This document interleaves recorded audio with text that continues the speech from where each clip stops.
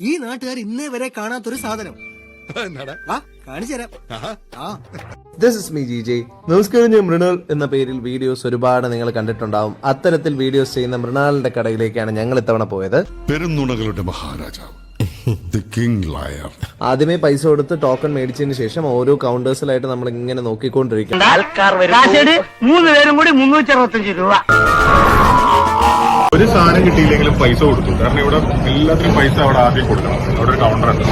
എന്നാ മാത്രമേ ഇതിനകത്ത് കയറാൻ പറ്റുള്ളൂ. അതൊക്കെ ഗോപാലകൃഷ്ണൻ ഒരു നമ്പർ അല്ലേ?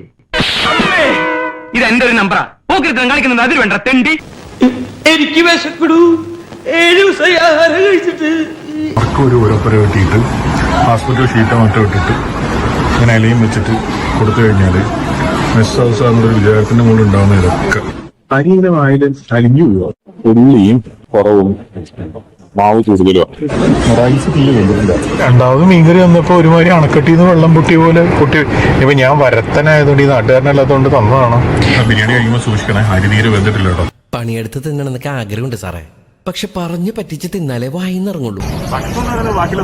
1000 പ്രാവശ്യം ഈ നായിന്റെ മോനോട് ചോദിച്ചതാ ചോറിട്ടെന്ന്. അപ്പൊ അവന്റെ അമ്മയുടെ വീടിന്റെ തൊട്ടടുത്ത് തന്നെ എന്റെ വീട്. എന്നിട്ട് അവൻ എന്നോട് ഇങ്ങനെ പെരുമാ.